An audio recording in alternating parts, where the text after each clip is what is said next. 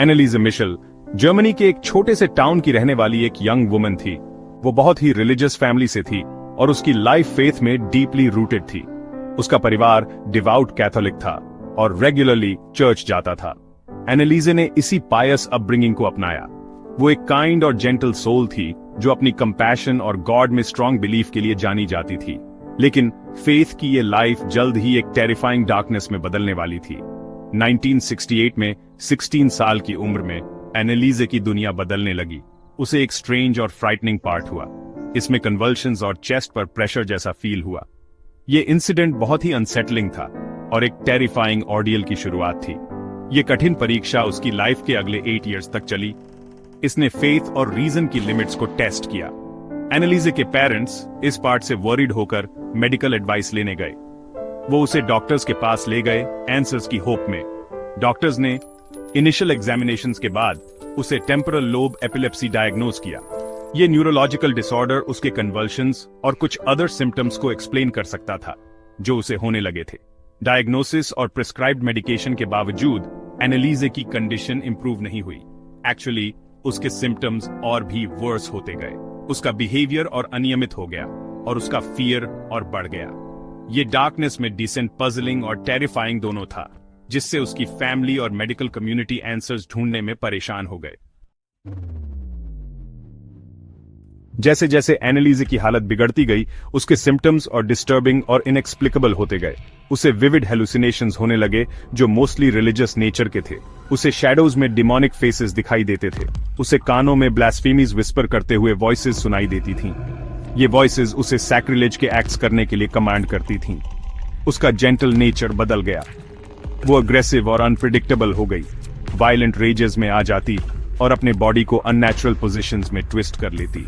उसे religious object से बहुत अवर्जन हो गया था। क्रूसिफिक्सेस उसे टेरर से भर देते और होली वाटर से उसकी स्किन जलती थी। वो खाना रिफ्यूज करती, कहती कि डीमंस ने उसे मना किया है। उसका हेल्थी बॉडी वेस्ट हो रहा था। एनालिसे का ट्रीटमेंट कर रहे मेडिकल प्रोफेशनल्स उसकी डिटीरियरेटिंग कंडीशन से बैफल्ड थे। उन्होंने उसकी मेडिकेशन एडजस्ट की और काउंटलेस टेस्ट किए, लेकिन कुछ भी उसके टॉर्मेंट को कम नहीं कर पाया। उसके सिम्टम्स मेडिकल एक्सप्लेनेशन से बाहर थे और साइंस की समझ से परे किसी रेल्म की ओर इशारा कर रहे थे। एनालिसे की फैमिली उसका टेरिफाइंग डिसेंट देखकर डेस्परेटली अपने फेथ से जुड़ी रही। उनका बिलीफ था कि उनकी बेटी सिर्फ इल नहीं है, बल्कि किसी मैलेवोलेंट एंटिटी के पोजेशन में है। मेडिकल एक्सप्लेनेशंस इनएडिक्वेट लग रहे थे। वो अपनी बेटी की आंखों में शेयर टेरर या होली थिंग्स के लिए उसके वायलेंट एवर्जन को एक्सप्लेन नहीं कर पा रहे थे। फैमिली ने अपने अनशेकन फेथ के साथ चर्च से हेल्प मांगी। उन्होंने एक्सोर्सिज्म की पावर में सॉलेस ढूंढा। कैथोलिक चर्च ने इनिशियली हेजिटेट करने के बाद फाइनली एनालिसे पर एक्सोर्सिज्म परफॉर्म करने की परमिशन दे दी। रिचुअल्स लॉन्ग और ग्रूलिंग थे, ड्रामा और इंटेंसिटी से भरे। एनालिसे थ्रैश करती और स्क्रीम करती, डिफरेंट वॉइसेस में बोलती और क्लेम करती कि वो मल्टीपल डिमोनिक एंटिटीज के पोजेशन में है। 2 प्रीस्ट्स, फादर आर्नल्ड रेंज और पास्टर अर्नस्ट ऑल्ट ने एक्सोर्सिज्म राइट्स कंडक्ट किए। उन्होंने रोमन कैथोलिक चर्च के एंशिएंट रिचुअल्स फॉलो किए, होली वाटर, ब्लेसेड सॉल्ट और क्रूसिफिक्स यूज किया। उन्होंने एनालिसे पर प्रेयर्स की और चैंट्स किए, डीमंस को उसका बॉडी छोड़ने का कमांड दिया। 10 ग्रूलिंग मंथ्स तक चले एक्सोर्सिज्म्स ने एनालिसे के ऑलरेडी फ्रैजाइल बॉडी पर डेवास्टेटिंग टोल लिया। 67 भूत भगाने के उपाय किए जो 4 घंटे तक चले। इन सत्रों के दौरान मिशेल ने खुलासा किया कि उसे विश्वास था कि वह 6 राक्षसों से ग्रस्त थी। Lucifer, Cain, Judas Iscariot, Adolf Hitler, Nero और फ्लेशमैन। वो इमेसिएटेड और वीक हो गई।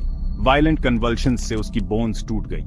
फिर भी वो क्लेम करती रही कि डीमंस उसके अंदर हैं और उसे रिलेंटलेसली टॉर्मेंट कर रहे हैं। 1 जुलाई 1976 को एनालिसे अपने टॉर्मेंट के आगे हार गई।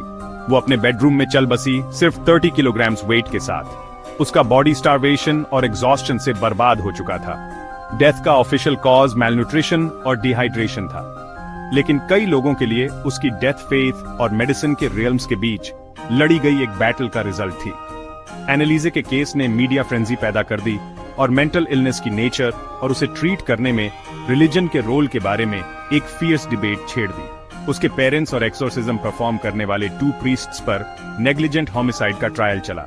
ट्रायल ने रिलीजियस बिलीफ और मेडिकल साइंस के बीच कॉन्फ्लिक्ट को शार्प फोकस में ला दिया। एनालिज़ मिशेल का केस बिलीफ की पावर और ह्यूमन माइंड की कॉम्प्लेक्सिटीज की एक हॉन्टिंग रिमाइंडर है।